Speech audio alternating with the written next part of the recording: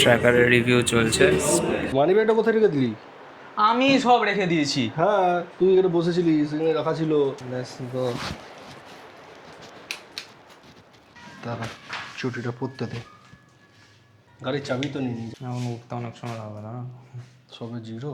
হুম, আমার কথা তুমি অনেকক্ষণ পরে বুঝতে পারো।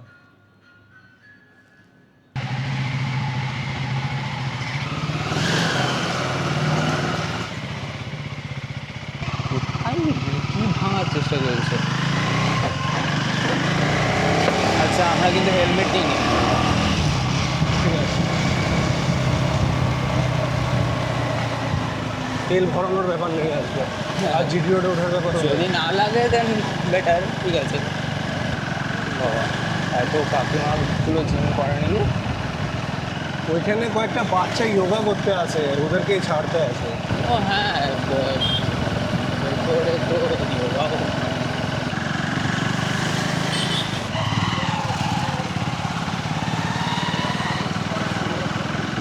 কি চালাচ্ছে গাড়িটাকে অজব তো।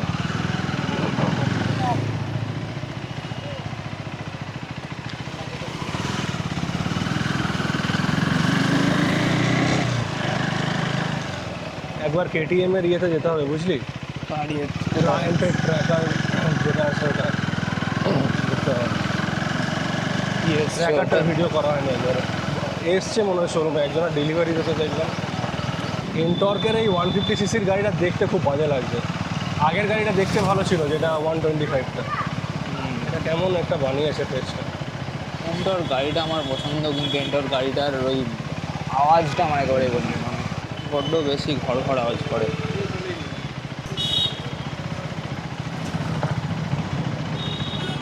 চলেই তো এলাম শোরুম, দেখি আজকে করা যায় কিনা, আশা করি করতে দেবে।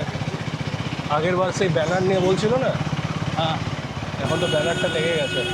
আরে ইয়ার, এখনো খোলেই তো নিলে। বন্ধই আছে। বাহ, আজকে কী বার? মঙ্গলবার তো। হ্যাঁ। আজকে খুলবে, তাহলে একটু গোপাল মাঠ থেকে ঘুরে আসি। এটা একটু ঘুরিয়ে নি মুখটা।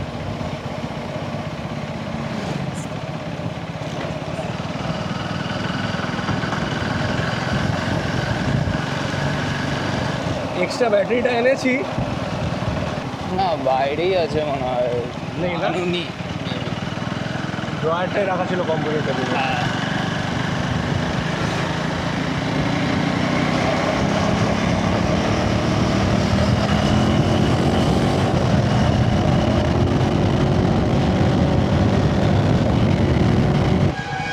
চা তো খেয়ে এলাম, চা খাবো না এখন। ওই বাস আছে। মাথাটা। কেটিএম শোরুম যাবো, যাবি? ভালো, এখানে কোনো কাজ নেই, এখানেই যাই যদি কিছু হয়। ব্যাটারিটা আনলে ভালো হতো। এবার আমাদের গন্তব্য কেটিএম শোরুম। বেলা সিটি সার্ভিস রোড দিয়েই যাই। হ্যাঁ, সার্ভিস রোড দিয়েই যাই। এই রাস্তাটায় যেতে আমার খুব বিরক্ত লাগে, এত ধুলো না রাস্তাটা বাড়ি। এগুলো কি বালি, দেখ অবস্থা। এই রাস্তাটা খুব বাজে। হ্যাঁ, এতটা এরিয়া জুড়ে বালি পড়ে আছে। সব থেকে নোংরা রাস্তাটা।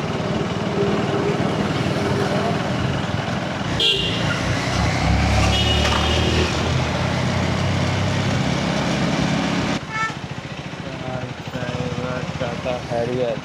ট্র্যাকার আছে, এটা সাফারি সাফারি। ট্র্যাকার আছে মনে হচ্ছে রে, একটা মনে হচ্ছে আছে।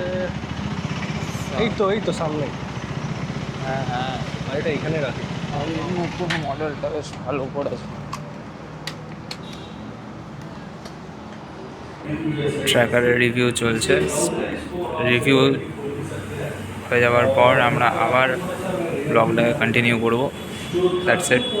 তো আমাদের এখানে একটা ব্লগ করার ছিল, রিভিউ ভিডিও আমি করে নিয়েছি। আর এখানে বাইকটা নিয়ে এলাম, এর একটা কাজও ছিল, কারণ বাইকের ক্লাচটা আমার একটু হার্ড লাগছে, সেটাকে আমি একটু দেখাবো। কারণ ক্লাচ এত টাইট থাকে না, গাড়ি যখন কিনেছিলাম ক্লাচ অনেক লাইট ছিল, জানি না কেন এটা এখন প্রেস করতে গেলে একটু বেশি এফোর্ট লাগছে। তো এটা একবার চেক আপ করিয়ে নেবো সার্ভিস সেন্টারে। বললো না যে ক্লাচটা একটু হার্ড লাগছে, তো ক্লাচটাকে আমরা দেখিয়ে নিই। ভাই বলছি একটু ক্লাচটা টাইট লাগছে, একটু দেখো না। ক্লাচটা তো আগে পুরো একদমই সফট ছিল, দেখো প্রেস করলে বুঝতে পারবে। ঠিক নেই। আমার বন্ধুরের 390 আছে। কেবেলটা কি হয়েছে? নষ্ট কি করে হলো গো? হ্যাঁ, কি করতে হবে আমাকে বলো? ক্লাসটা টাইট লাগছে আর কি।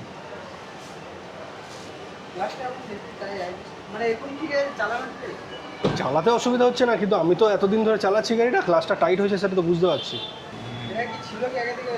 না, আগেতে না, মানে আমি ফার্স্ট সার্ভিসিংয়ের আগে অবধি আমার এগুলো কিছু প্রবলেম ছিলই না। ডেকে একটু দেখে দাও। তো এখন ওরা অন্য কাউকে ডাকছে, বলছে যে একটু ওয়েট করতে, আর ওয়েট হওয়ার পর দেখি কাজ হয় কিনা। অ্যাকচুয়ালি এমন কিছু ইস্যু নেই, ক্লাসটা একটু হার্ড লাগছে তাই দেখিয়ে নিলাম। আস্তে আস্তে এটা আরও টাইট হবে, তখন রাস্তাঘাটে একটু ইস্যু হতে পারে। কিন্তু আমার একটা কথা, মানে একটু জানতে চাই কি? যে এদের এই অ্যাপ্রোচটা এরকম ক্যাজুয়াল কেন? কোনটা? এদের অ্যাপ্রোচটা এরকম ক্যাজুয়াল কেন? ও যেন এরকমই থাকে, ফার্স্টে হাতে নিয়ে বলছে এরকমই থাকে। হ্যাঁ, ও প্রথমে বলতে যে না নেই। ওটাই, যেই আমি বললাম যে আমি অন্য গাড়ি চালাচ্ছি, তখন বলছে যে আচ্ছা দেখছি তাহলে। হ্যাঁ, এগুলো তো আছে। আমি যখন বাইক ফার্স্ট কিনি বলছি, ফার্স্ট সার্ভিসিংটা করাই, পেট্রোল বুস্টারটা খালি ট্যাঙ্কিতেই ঢেলে দিচ্ছিল, মানে কোনো পেট্রোলই নেই। মানে এখনই গাড়ি স্টার্ট করতাম আর যতটুকু পেট্রোল ছিল তার সাথে আমার 300 টাকার ফিউল সিস্টেম ক্লিনারটা পুরো বেরিয়ে যেত। তো আমি বললাম যে বাইকটাতে তো একটুও তেল নেই, ইন্ডিকেটারে বোঝা যাচ্ছে, প্লাস ওরা বারবার টেস্ট ড্রাইভ করছে যখন সার্ভিসিং চলছে। তো আমি টাকা দিয়ে কিনছি, তো আমার গায়ে লাগবে না ওটা নষ্ট হয়ে গেলে। ওদের পুরো ক্যাজুয়াল যে ঢেলে দিন, নষ্ট হলে হবে। তারপর তো গাড়িতে স্টার্টিংয়ে কোনো আমার ইস্যু ছিলও না। জবের থেকে সার্ভিসিংটা করালাম, তারপর থেকে একটা করে ইস্যু নিয়ে আমি 3বার সার্ভিস সেন্টারে আসছি। একবার এক একটা জিনিস নিয়ে, একবার চেন নিয়ে, একবার ব্রেক নিয়ে, একবার ক্লাচ নিয়ে। তারপরে চেন ক্লিনিংয়ের আলাদা টাকা নিচ্ছে, ঠিক আছে? তার চেন আদৌ ক্লিনিং হয়নি। তো বললাম যে চেন ক্লিনের টাকা নেওয়া হয়েছে, কেন চেন ক্লিন হচ্ছে না? তখন বলছে যে না, ওটা বলা ছিল যারা ধুচ্ছে তারা ওইখানে ওয়াটার প্রেসার দিয়ে চেনটা মেরে দিত। মানে চেনটাকে ফার্দার কোনো আলাদা যত্ন নিয়ে ক্লিন করা হচ্ছে না। গাড়ি ওয়াশিংয়ের সঙ্গে চেনটা যতটুকু ওয়াশ হলো, যা হলো না সেটা দেখার দরকার নেই। কিন্তু ওয়াশিংয়ের আর ক্লিনিংয়ের আলাদা টাকা নেওয়া হচ্ছে, টাকা নেওয়ার পরও দেখা হচ্ছে না যে আদৌ কাজটা হলো কি না। তারপরেও খুব ক্যাজুয়ালভাবে বলা হয় এটা তো ঠিকই আছে, এটা তো এরকমই ছিল। মানে আমার কি যেন শখে আসছে আমি 10-12 কিলোমিটার গাড়ি ড্রাইভ করে প্রবলেমগুলো বলতে। তো যাই হোক, সেকেন্ড সার্ভিসিংটা যখন এখানে করাই, তারপর থেকে ইস্যুগুলো শুরু হয়। মোটামুটি ততদিনে গাড়ি 5000 কিলোমিটার চলে গেছে। 5000 কিলোমিটার আমি স্মুথ চালিয়েছি, তারপর থেকে এই বারবার করে রিজলভ করিয়ে চালাচ্ছি। আমি আগেও এখানে সার্ভিসিংয়ের ভিডিও বানিয়ে গেছি অলরেডি, দেখা যাক কী করে এরা। কাজটা করে দিলেই হচ্ছে, কিন্তু যখন মানে প্রবলেমটাকেও এরা নর্মাল বলে না, তখনই প্রবলেমটা শুরু হয়। যেটা নর্মাল নয় সেটাকেও নর্মালাইজ করার চেষ্টা করছে। এর আগেবারও চেনের ইস্যুটা বল, আগে যখন ভিডিওটা বানাতে এসেছিলাম সেদিন যে সার্ভিসিং করাতে এসে তারপরে বাড়ি চলে যায়, তারপরে বিকেলে আবার বেরিয়ে তখন আবার আমাদেরকে ফিরে আবার আসতে হয় যে চেনের ইস্যু হচ্ছে। দেন ওটাকে ওরা প্রথমে শুনে বলে যে না, হতেই পারে না, অবাক, হতেই পারে না। চেনের লিটারেলি আওয়াজ আসছে, আর যেটা ওরা বলছে নাকি নর্মাল এরকমই। তারপর যখন স্পকেটের কাজটা খোলে, মানে এই যে ইঞ্জিনটা আছে, ইঞ্জিনের উপরে যে স্পকেটটা থাকে ছোট, খোলার পর লিটারেলি প্রায় ওয়েট করলে পাওয়া যাবে 200 থেকে 250 গ্রামের মানে কাদা মাটি ওইসব জমেছিল। আমার এটাই খালি অবজেকশন যে কেন গাড়িটাতে তো ক্লিনিংয়ের আলাদা টাকা নিচ্ছে, চেন ক্লিনিংয়েরও টাকা নিচ্ছে। আরেকজন আছে ভেতর থেকে বেরিয়ে এসে বলছে তখন যে না, ওটা কাস্টমার বললে আমরা তবে করি।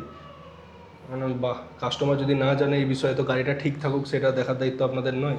তো যাই হোক, এই নিয়ে তৃতীয়বার এলাম ক্লাচের প্রবলেম নিয়ে, মানে ক্লাচ কেবেলের প্রবলেম নিয়ে। এবিএসটাও আমার খারাপ করে দিয়েছিল, জানি না কী করেছিল। পেছনের ব্রেকটা লিটারেলি ফেল হয়ে গেছিলো। ব্রেক ফেল বললে যা বলা হয় সেটাই ছিল। তখন বললো না এরকমই থাকে, কিন্তু ঠিক যখন প্রেসার দিচ্ছি তখন কাজটা ঠিক হয়ে যাচ্ছে। কিন্তু প্রথম করতে চাইছে না, তখন বলছে এরকমই থাকে।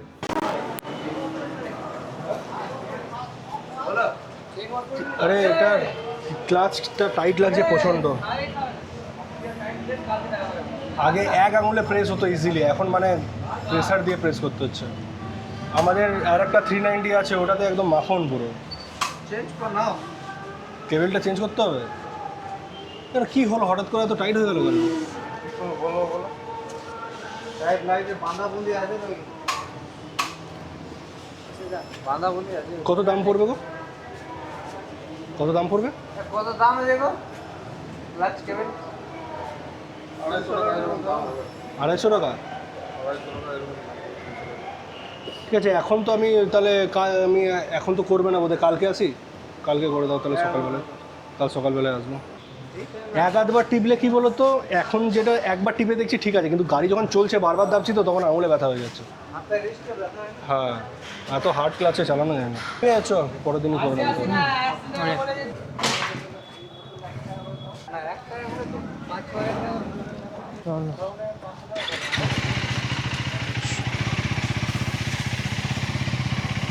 দেখি কালকে আসতে পারলে কাল আসবো, নাহলে পরশু আসবো, যদি বাবা না যায়। কাজ হয়নি, কোনো স্লিপ নেই। হালকা লাইট হয়ে গেল ক্লাসটা, বুঝলি? এই যে ঘোরাঘুরি করলো না, হ্যাঁ সিরিয়াসলি ক্লাসটা হালকা লাইট হয়েও গেল। আমার ব্যাপারটা কি হয়েছে জানিস, হালকা যদি একটু খুঁত থেকে যায় না, ওটাতেই মানে মাথায় খচখচ করতে থাকে যে মা এটা এরকম কেন হচ্ছে। হ্যাঁ এটা হয়। দেখ এই ক্লাসটা যতটুকু টাইট হয়েছে, লোকালে ঘুরতে খুব একটা অসুবিধা হয় না, এবার আমি তো আর সারাদিন গাড়ি চালাই না, বিকেলবেলাটাই একটু বেরোই 1 ঘন্টার জন্য। এবার দূরে কোথাও ট্যুর করলে হার্ড ক্লাস অসুবিধা হয়, কিন্তু এইটুকুই বা হার্ড হবে কেন? বাপরে, দুখানা বড় বড় বাম্পার। অ্যাকচুয়ালি দুটো নয়, 3টে, একটা স্পিড ব্রেকার। প্লাস্টিকেরটা আমি কি ধরি না। সাইড করে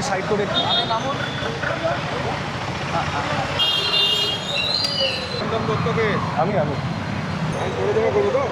হ্যাঁ, নাম্বারে মেসেজ আসবে তো, করে দেবো।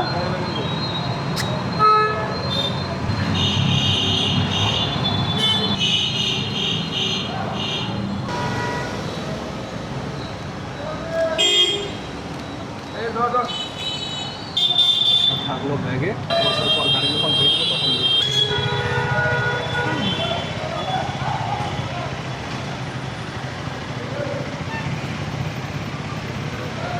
এত কড়াকড়ি কেন রে? বেলাচিনিতে সচরাচর খাইনি কোনো দিন। আমি একবার খেয়েছিলাম তোর গান্ধী মোড়ে। গান্ধী মোড়েই থাকে মেনলি এরা, হঠাৎ করে ব্যানার্জিতে উঠে চলে এসছে কেন? জায়গা চেঞ্জ করলে তবে তো লোককে লোটা যাবে, মানে কি ধরা যাবে।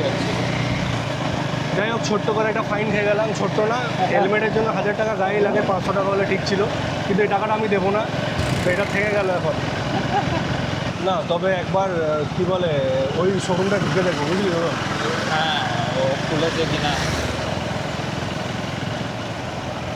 কি হয়েছে লোকগুলো এত উতলা কেন? নিজেই তো এগোবে।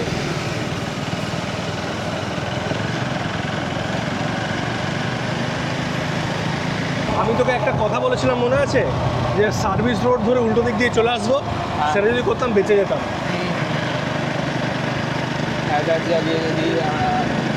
সার্ভিস রোডটা দিয়ে যাচ্ছে বুলেটটা, ডান দিকে দেখ, ওরকম করে যেতে হতো। আর বেশিও তো না, তোমার ওই ইয়ে অবধি তো বলে গোপাল মাঠ অবধি তো। হ্যাঁ, তারপর গোপাল মাঠ থেকে লেফট নিয়ে নিতাম। গোপাল মাঠ থেকে আর সেটাও দরকার ছিল না, তার আগে কাদা রোড ছিল, এখান থেকেও লেফট নেওয়া হতো। সেখান থেকে লেফট নেওয়া যেত। এলাম যখন এখানটা একটু ইয়ে করেই যাই, পাশ দিয়েই যাচ্ছি, কিন্তু জায়গাটা এরকম কেন? এত রাশ, Shit! এত ভিড়, এই বলছি এত রাশ। চার চাকাগুলো এত দাঁড়িয়ে আছে এখানে। নেমে যা, গাড়ি রাখতে যাবে না, এইদিকে রাখাও যাবে না।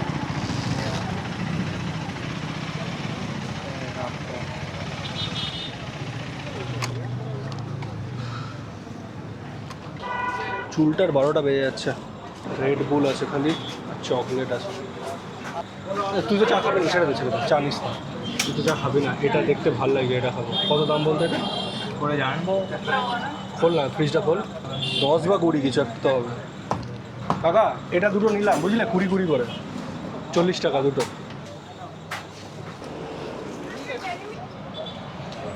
মন্দ শুকছিস কেন? হ্যাঁ রুয়াবজা টাইপের। বেরিয়ে কাজ হলে ভালো।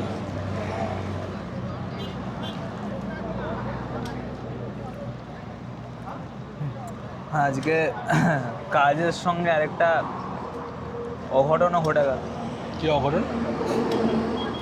আরে ওটাকে নিয়ে অত চাপ খাই না, আমি এরকম অনেক খেয়েছি। এই তো কলকাতা থেকে ফেরার সময় একবার ট্রাকের লেনে বাইক ঢুকিয়ে কেস খেয়েছিলাম, ও তো খেতে থাকি। আমি যখন ফার্স্ট কলকাতা একদম ফার্স্ট টাইম যাই আগে বাইকটা নিয়ে, একদম প্রথমবার যেটা, কলকাতায় ঢুকে ফার্স্ট বাইক দাঁড় করিয়েছি নো এন্ট্রি বোর্ডের সামনে। তারপর ওই দিন ফাইন দিয়ে ঘর গেলাম, পরের দিন বেরিয়েছি গোল পার্কে গেছে ফাইন, ফেরার দিন আবার বেরোচ্ছি ঘর থেকে, আবার বেরিয়ে আবার ফাইন। আমি 3টে ফাইন খেয়েছি ওই একবার ফার্স্ট কলকাতা ঢুকে। কলকাতায় অনেক সিনারিও আছে, তুই বুঝতে পর্যন্ত পারবি না ফাইন খাবি। ZX6R বাবা आधा घंटे में मारे तो चल।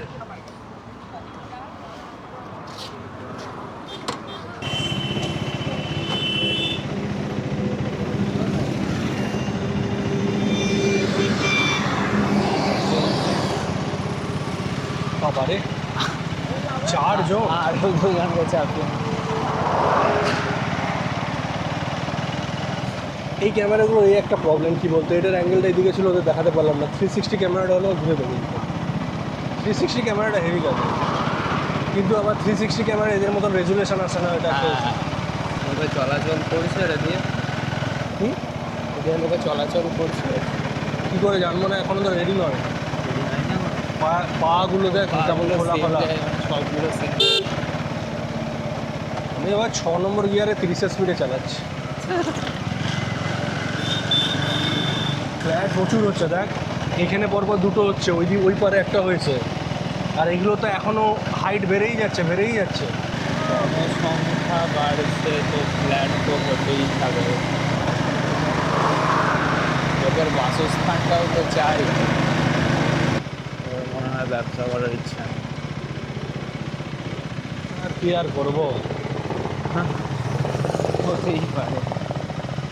জবের থেকে শুনেছি 38,000 টাকা স্কুটির দাম, তবের থেকে আমার লোভ লেগে গেছে এর ভিডিও তো একটা বানাবোই, কিন্তু বানাতে আর পারছি না। কালকে আমরা এসেছিলাম না, কালকে খোলা ছিল। এখানেও একটা ফ্ল্যাট হচ্ছে। ফ্ল্যাট সব জায়গায় হচ্ছে, ফ্ল্যাটের আর কি বলবো, যে যেখানে পাচ্ছে জায়গা ফ্ল্যাট করে দিচ্ছে। কন্টিনেন্টাল জিটি, এখানে যোগা হয়। আমি সেই একদিন কবে একটা পেরিয়ে যাচ্ছিলাম, এতগুলো কাকিমাকে বসে থাকতে দেখে আমি ভাবলাম হয়তো যে কাকিমাগুলো জিম করে, মানে কিছু কিছু জন তো করেই, এটা তো ফর শিওর। না না, কাকিমারা করে না, এখানে ওর বাচ্চাগুলো যোগা করতে আসে ওই জন্য। আর ওরা কেন বসে থাকে, ব্যাপারটা হচ্ছে অনেকের মা আসে গল্প করতে পারে, তাই হ্যাঁ, ওই জন্য জমায়েত থাকে, নাহলে ঘর পালাতো। সংগঠন। দেখছে গাড়ি আসছে, ওকে তাও জোর জবরদস্তি ওভারটেক করতে হবে। কিছু লোকের নিজের মানে ভুলের জন্য অ্যাক্সিডেন্টগুলো হয়। ছোটোটাকে তখনই ওকে ওভারটেক করতে হবে সামনে গাড়ি দেখে।